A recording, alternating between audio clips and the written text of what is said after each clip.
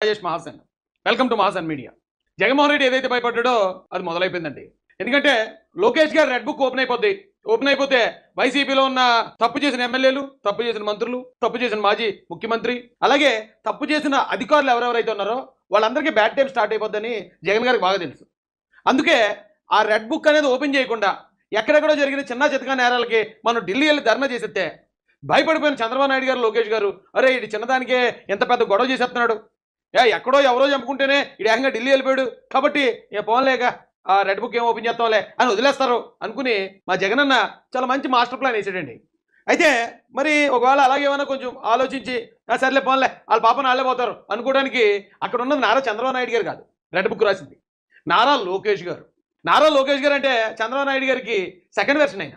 ఆయన దేన్ని ఎలా డీల్ చేయాలో, అవమానాన్ని ఎలా తీసుకోవాలో, ఎదిరించినోడిని చట్టపరంగా ఎలా తొక్కిపెట్టి నారదీయాలో ఫుల్ క్లారిటీ ఉంది ఆయనకి.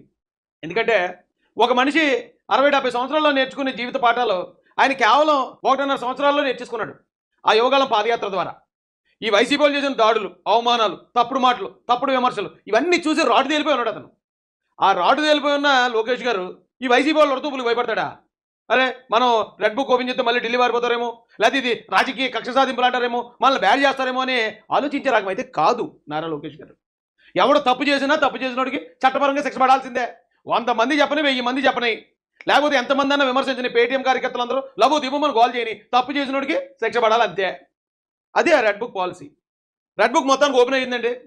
మొట్టమొదటి వికెట్ మన వల్లభనేని వంశీ. మనోడు మామూలుడు కాదు అసలు. వల్లభనేని వంశీ ఆయన చరిత్ర అంతా ఇప్పుడు నేను తీసి పెట్టించాను. ఒకసారి ఆయన చరిత్రలోకి మనం వెళ్దాం. అసలు ఏంటి, ఎందుకు ఆయన అరెస్ట్ చేశారు, ఆయన చేసిన నేరం ఏంటి, అసలు ఆయన కథా కమామిష్ ఏంటి, ఇవన్నీ మనం తెలుసుకుందాం అండి. వల్లభనేని వంశీ గారు గన్నవరం తెలుగుదేశం పార్టీ కార్యాలయం మీద దాడి చేయించాడండి. దాడి అంటే మళ్ళీ మామూలు దాడి కాదు, అక్కడ ఉన్న వాహనాలు తగలబెట్టించి దారుణం, చాలా పెద్ద దాడి. అది కూడా చూపిస్తాను మీకు. అసలు ఈ వల్లభనేని వంశీ ఇతను చేసే పని ఏంటి, ఇతని చరిత్ర ఏంటి? ఇప్పుడు రాజకీయాల్లో ఇప్పుడు ట్రెండ్ బూతులు తిట్టుకోవడం అనే ట్రెండ్ వచ్చిందండి. ప్రతిపక్షాల వాళ్ళు అధికార పక్షాలను, అధికార పక్షాల వాళ్ళు ప్రతిపక్షాలని. అంటే నాకు తెలిసి చంద్రబాబు నాయుడు గారు తెలుగుదేశం పార్టీ నాయకులు ఎప్పుడు ఎవరిని బూతులు, నీచమైన బూతులు తిట్టడం నేను చూడలేదు. ఒకవేళ అప్పుడప్పుడు ఒక నేనే ఏమైనా మాడితే నాకు కొడగలారని ఏదైనా నేను అనుంటాను, అంటే అది పరిస్థితి. అలాంటి క్రమంలో వేరే పార్టీ వాడు తిట్టాడంటే పని అర్థం ఉంది. అసలు వల్లభనేని వంశీ అంటే ఎవరు? తెలుగుదేశం పార్టీ అతనికి రాజకీయ భిక్ష పెట్టింది. భిక్ష. తెలుగుదేశం పార్టీ నారా చంద్రబాబు నాయుడు గారు, ఇతను ఒక పశువుల డాక్టర్గా పనిచేసుకునేవాడిని, కుర్రాడు కొంచెం ఏదైనా అవకాశం ఇస్తే బాగా పనిచేసుకునేలాగా ఉన్నాడు. అలాంటి వ్యక్తి మనం పార్టీ ఖచ్చితంగా యంగ్స్టర్స్కి ఖచ్చితంగా అవకాశాలు ఇవ్వాలని కోరుకుంటాడు చంద్రబాబు నాయుడు గారు. ఆ క్రమంలోనే మనోడిని పిలిచి, మనోడు ఏదో ట్రై చేసుకున్నాడు, సరే ఇవ్వండి రా గన్నవరం ఎమ్మెల్యే సీట్ అని ఎమ్మెల్యే సీట్ ఇచ్చారండి తెలుగుదేశం పార్టీ. అది నారా చంద్రబాబు నాయుడు గారు, నారా లోకేష్ గారి అనుమతితో, నారా చంద్రబాబు నాయుడు గారి ఆశీస్సులతో 2019లో సైకిల్ గుర్తుపై పోటీ చేసి ఎమ్మెల్యే అయిన వ్యక్తి ఏమండి. లేదు ఎప్పటి నుంచో కాంగ్రెస్ పార్టీలోనో, ఎప్పటి నుంచో వైసీపీలోనో ఉన్నాడు, సర్లే ఏదో వాగేళ్లే అంటే ఎంతో కొంత అర్థం అప్పుడు కూడా వాగకూడదు, అలాగా అప్పుడు కూడా అలాంటి మాటలు మాట్లాడకూడదు. కానీ కొన్ని ఎంతో కొంత అర్థం చేసుకునే అవకాశం ఉంది. నారా చంద్రబాబు నాయుడు గారి సామాజిక వర్గం గుర్తుపెట్టుకోండి, ఎంతో ఐక్యత కలిగిన సామాజిక వర్గం అని భారతదేశం అంతా తెలుసు ఆ వర్గం కోసం. అలాంటి సామాజిక వర్గంలో చెందిన వ్యక్తి అయి ఉండి ఆ పార్టీ దయా దాక్షిణ్యాలతో, ఆ పార్టీ దయ వల్ల చంద్రబాబు నాయుడు గారి ఆశీస్సులతో ఎమ్మెల్యేగా అంటే టికెట్ సాధించి అక్కడ గన్నవరం నియోజకవర్గంలో ఉన్న తెలుగుదేశం కార్యకర్తల కష్టంతో ఇతను ఎమ్మెల్యేగా నెగ్గి గవర్నమెంట్ రాలేదని ఒకే ఒక కారణంతో, తెలుగుదేశం గవర్నమెంట్ రాలేదు, వైసీపీ వచ్చింది. సో ఇప్పుడు మనం వైసీపీలోకి వెళ్ళిపోతే మనం ఏమైనా సంపాదించుకునే అవకాశం ఉంటుంది.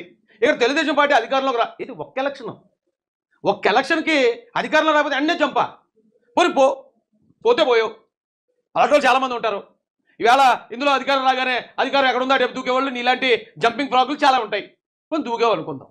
దూకిన తర్వాత ఆ వైసీపీ పార్టీలో పుట్టి పొట్టుకోసినోడు కూడా మాట్లాడినంత దారుణంగా నువ్వు మాట్లాడాల్సిన అవసరం ఏంటి వల్లభనేని వంశీ? అంటే జగన్మోహన్ రెడ్డి చంద్రబాబు నాయుడు గారిని ఎంత తిడితే అంత నెత్తి మీద పెట్టుకుంటాడనే ఒకే ఒక కారణంతో, జగన్మోహన్ రెడ్డి మోముపై చిరునవ్వు చూడాలనే ఉద్దేశంతో, ఆయన్ని ఆనందపరచాలి, ఆయన కళ్ళల్లో ఆనందం చూడాలనే ఒకే ఒక దురదతో, ఒకే ఒక తొత్తరతో నువ్వు మాట్లాడిన మాటలు గూగుల్ యూట్యూబ్ ఇలా కొడితే అలాగే ఇచ్చేస్తున్నాయ్యా. ఈ మాటలు విన్న ఏ ఒక్కడో నేను క్షమించాడని అయితే నేను అనుకోవట్లేదు. ఒకసారి వల్లభనేని వంశీ గారి నోటితో ఎలా ఉందో మీకు కూడా చూపిస్తాను రండి. ఆయన ఆర్గనైజ్డ్ క్రైమ్ నడుపుతాడు. అంటే వ్యవస్థీకృత నేరాలకి అధ్యక్షుడు చంద్రబాబు నాయుడు. వ్యవస్థీకృత నేరం చేయగలిగాడు కాబట్టి ఎన్టీ రామారావు గారిని పదవి నుంచి దింపగలిగాడు. ఇది ఎన్టీ రామారావు గారి పార్టీ కాదు, ఇది చంద్రబాబు గారి పార్టీ అన్నారు. ఎలా వచ్చింది? చక్కగా జయప్రదంగా తెచ్చుకున్నాడు. ఇట్లా జయప్రదంగా తీర్పు తెచ్చుకున్న వాడిని ఏమంటారు? తార్పుడు గాడు అంటారు. వయసు మాటున వృద్ధా 74 సంవత్సరాలు పెద్ద అయింది. ఇది భవిష్యత్తు ఇచ్చినోడండి. ఆడికి భవిష్యత్తు ఒక ఎమ్మెల్యే టికెట్ అంటే మామూలు విషయం కాదు కదా. అలాంటి వాడికి వెనక ముందు తలా తోకలేని తీసుకొచ్చి ఎమ్మెల్యేగా అవకాశం ఇచ్చి ఎమ్మెల్యేగా లైఫ్ ఇస్తే ఏమన్నా మాట్లాడే మాటలు ఇవా? ఏమైనా పోను ఒకవేళ అన్యాయం చేశారనుకోండి, వాళ్ళు నారా చంద్రబాబు నాయుడు గారు లోకేష్ గారు ఏదైనా అన్యాయం చేశారు, లేకపోతే ఈయన ఏదైనా దారుణంగా నాశనం చేశారంటే పోరా ఏడుపు వస్తుందిలేండి, ఏడుతున్నారులేండి అనుకోవచ్చు. అంటే నేను చంద్రబాబు నాయుడు గారి సామాజిక వర్గం కాదు, కానీ నాకు ఇచ్చిన ఎమ్మెల్యే సీట్ను కూడా ఆయనకి చెడ్డ పేరు వస్తుందేమో అని వదులుకున్నాను నేను. అది వదులుకున్న తర్వాత కూడా ఏ రోజు చంద్రబాబు నాయుడు గారు అలాగా లేకపోతే ఈయన ఇలాగా నాకు అవకాశం పోయిందని చిచ్చి. కానీ ఇదేం బతుకండి, ఇంత ఘోరమైన బతుకు. ఎలాంటి మాటలు మాట్లాడాడు ఇంకా చూడండి, ఇంకా ఉన్నాయి. మాటన ఆయన చంద్రబాబు నాయుడు గారు ఉందాతనం అనే మాటలు మాట్లాడుతున్నాడు, కానీ ఆయన జీవితంలో చేసిన పాపాలన్నీ పండినాయి. మీరు మీ వయసు మీద పడింది కాబట్టి మీరు ఉందాతనం అని ఎన్ని మాట్లాడినా మీరు మేకతోలు కప్పుకున్న గుంటనక్క. చంద్రబాబు నాయుడు గారు అధికారం పోయిందన్న దుగ్గతో ఇంకో 2-3 ఏళ్ళు ఆగలేక తన కొడుకుని ప్రయోజకుని చేయలేక ఆడేమో పప్పు గుత్తి అయిపోయాడు ఆ లోకేష్ అనేవాడు. ఆడికి మీటర్ లేదు, మోటార్ లేదు, మ్యాటర్ లేదు, ఏమీ లేదు. కాబట్టి ఎన్ని జాకీలు క్రేన్లు రాడ్లు పెట్టి హైదరాబాద్ నుంచి ఇప్పుడు ఇలాంటి మాటలన్నీ ఇంత నీచమైన మాటలు పర్సనల్ అటాక్ చేసి ఎంత ఘోరంగా తిట్టాల్సిన అవసరం వచ్చింది చెప్పండి. ఏ కారణంతో తిడుతున్నాడు వీడు? కేవలం జగన్ గారు నువ్వు అలా తిట్టావు వంశీ అని ముసుముసు నవ్వులు అవుతాడు అంతే. అతన్ని ముసుముసు నవ్వులు లభించాలని రేపు మళ్ళీ 2024లో కూడా మళ్ళీ జగనే గెలిచేస్తాడు. గెలిచిన తర్వాత ఇంక వీళ్ళు ఎట్టి పరిస్థితుల్లో నేలమట్టం అయిపోతారు. చంద్రబాబు నాయుడు గారిని లోకేష్ని కనపడినప్పుడు. కాబట్టి ఇప్పుడు మనం నోటి ఏదొస్తే అది వాగేద్దాము, ఆ బక్క ఎట్లే అని ఇదే కదండి అది.